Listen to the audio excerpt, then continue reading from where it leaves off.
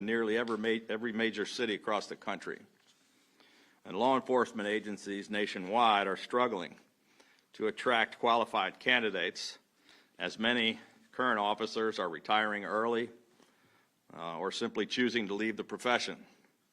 You could not possibly have a worse time for anyone to call for defunding the police or for cutting funding for public safety.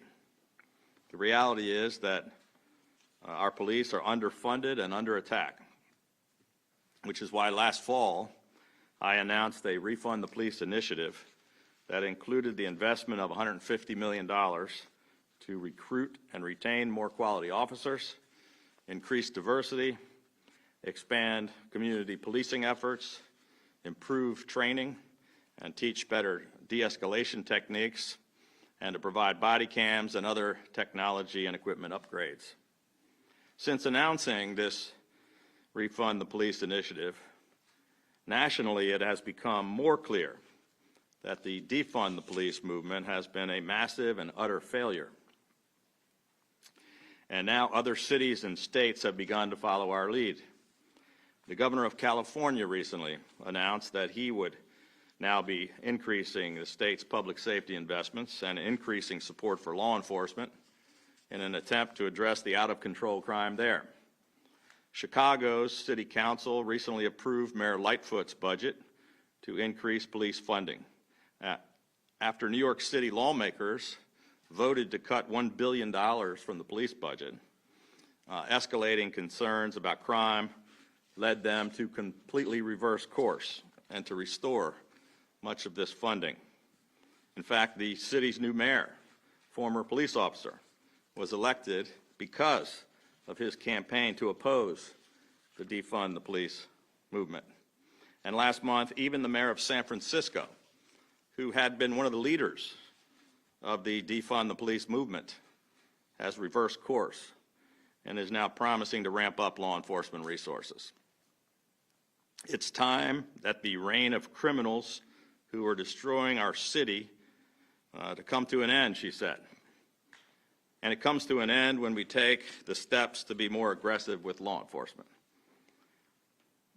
Even in the most progressive cities all across the country, leaders are now following our lead and admitting that instead of defunding, that they need more investment in public safety.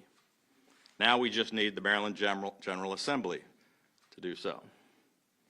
Today I'm announcing that we are expanding our Refund the Police initiative to a 3-year, $500 million investment in increased support for our police and for increased crime control and victim protection services all across the state of Maryland.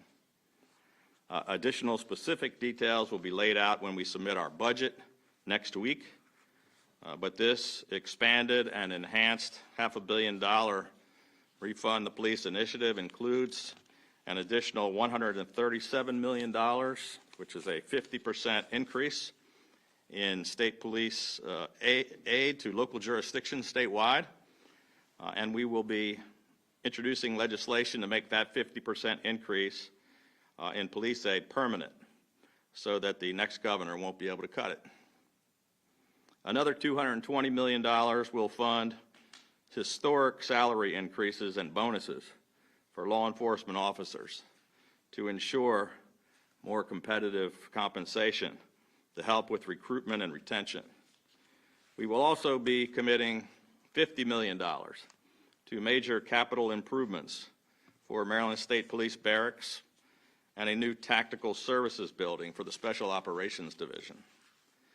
We're providing an additional $30 million in neighborhood safety grants to support hardware upgrades, lighting, cameras, and increased security services for community organizations, business districts, and main streets.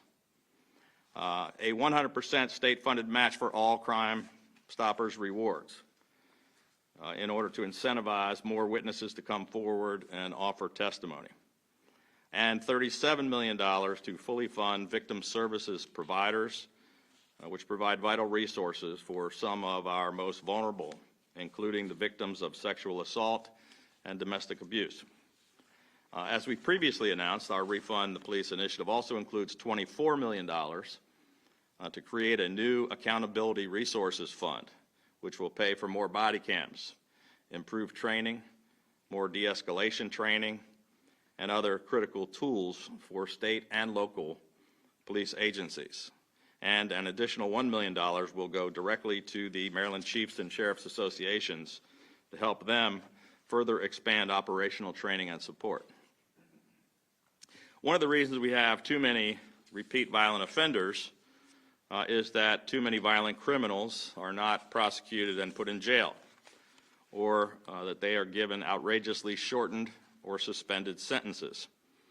These criminals who should be in jail are released back onto the streets on parole and probation.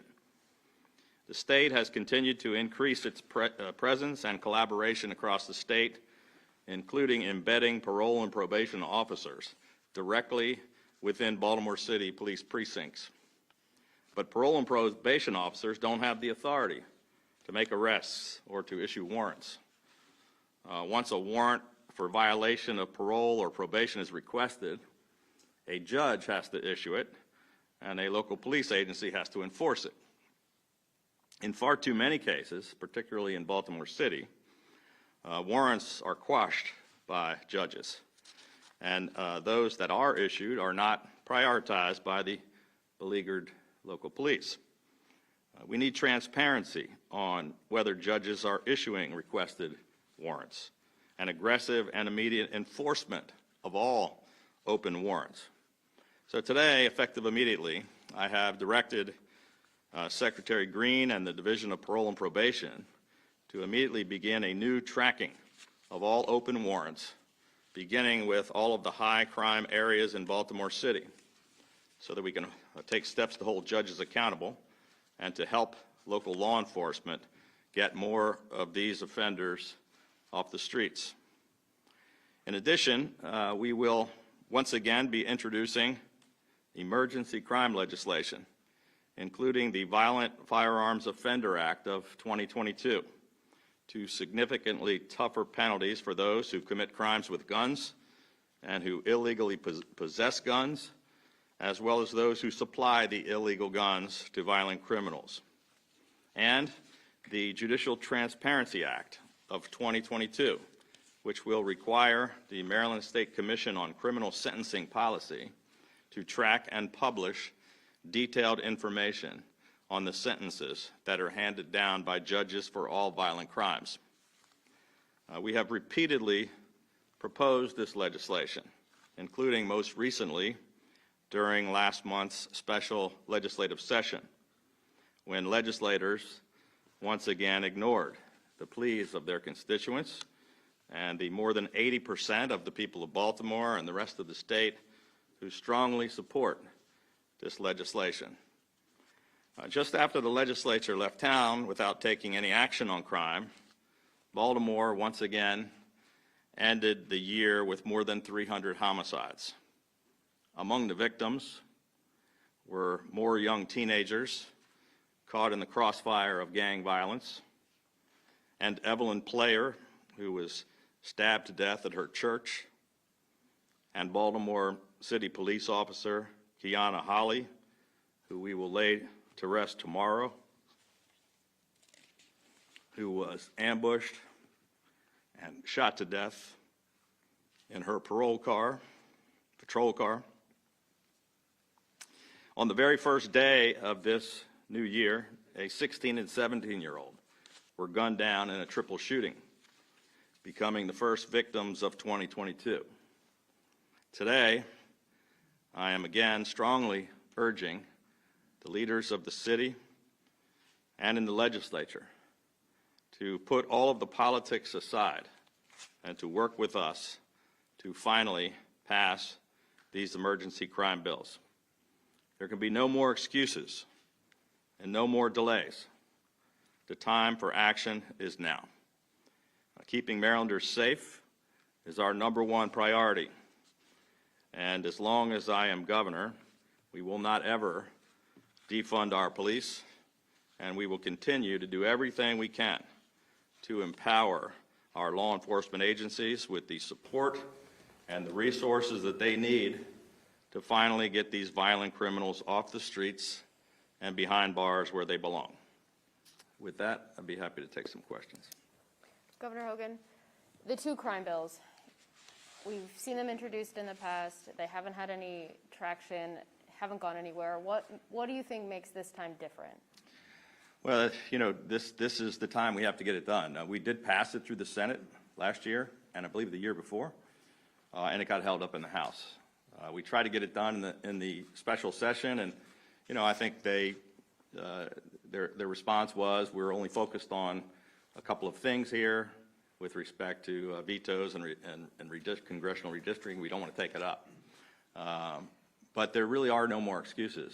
And the fact that we got it through one House, the fact that 81% of the people in Maryland support our bills, the fact that 86% of the African Americans in Maryland support these bills, the fact that somewhere close to 90% of the people in Baltimore City support these bills, the fact that city leaders and legislators continue to ignore their pleas when people are dying every day, it's just unacceptable. And so, yeah, people say, well, why don't you just give up because they didn't pass it before? Mm-hmm. We're not going to, because this is our main job, is to keep our constituents safe, and that job's not getting done.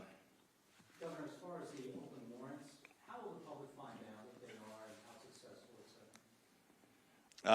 You know, I think I'm not sure how much of that is able to be released. I don't know how the process works, quite frankly. So, but the point, I mean, it strikes me as the point would be... I think we're trying to be as transparent as possibly. I would imagine that Glenn Fuston, Governor's Office of Crime Control and Prevention, when we get that information, we'll be able to you know, post it and provide it so that we can have full transparency.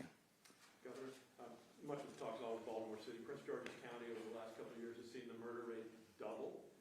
There was no real defunding of police in Prince George's County. The frustration I hear from police there and elected county leaders is failure to hold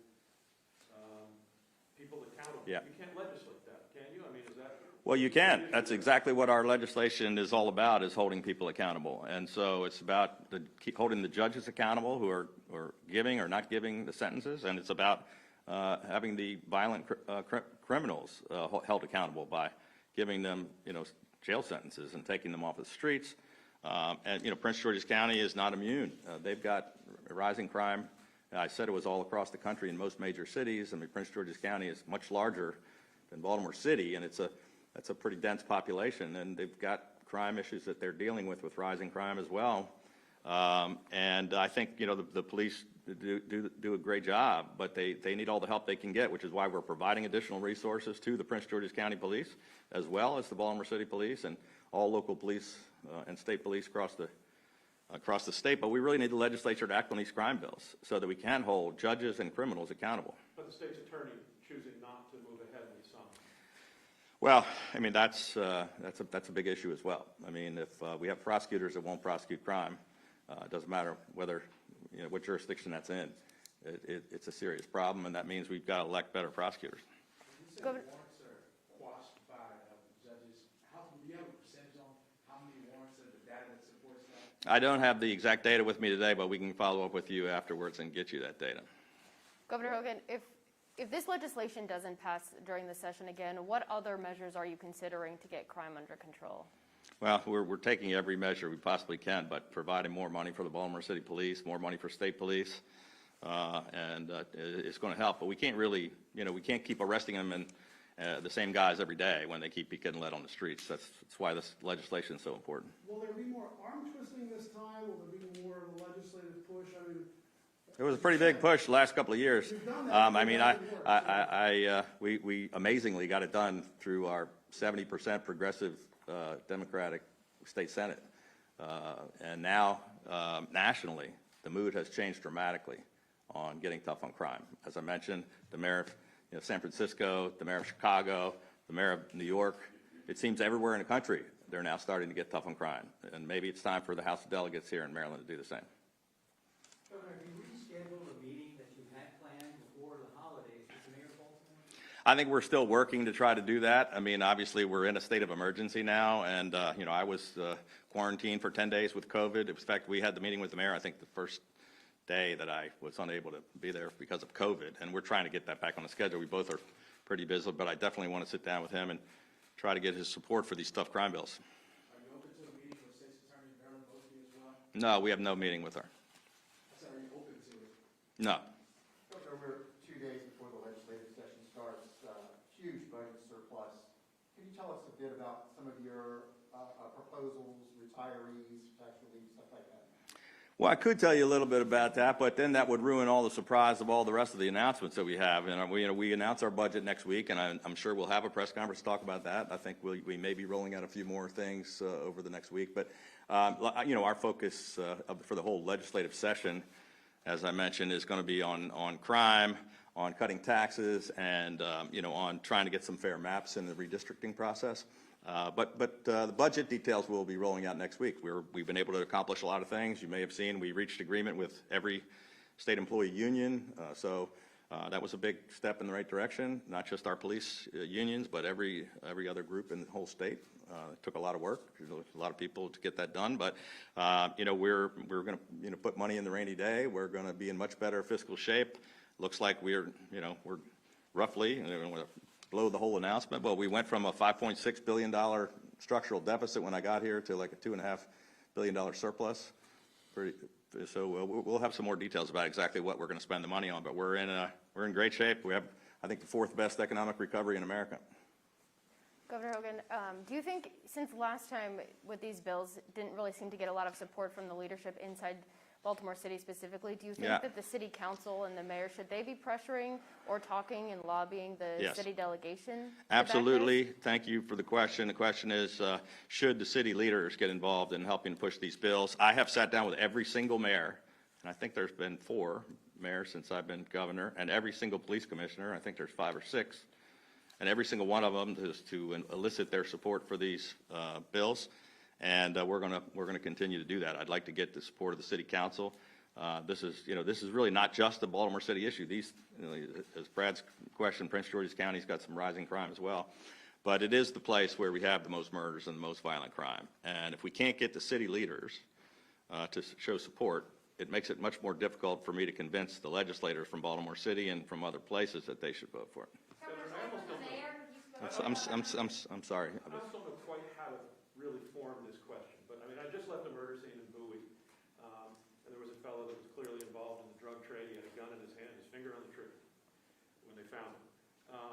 And, you know, we cover a lot of these crimes, and they seem to be, you know, sort of societal issues that, and I talk to people there, and they say, well, they don't really know what, I talked to a very high-ranking police officer who said, if we were fully funded, if we had a cop on every corner, there's no way we could prevent a lot of these targeted crimes, domestic, Do you really believe that doing this sort of thing can really make a dent in what's going on out in the community when we've seen, I mean, I'm sorry, a doubling of homicides in Prince George's County in 2 years? There's something there other than just law enforcement. Well, there's no question. There's something going on that's more than just law enforcement, and it's not just happening in Prince George's County or Baltimore City. It's happening all across America.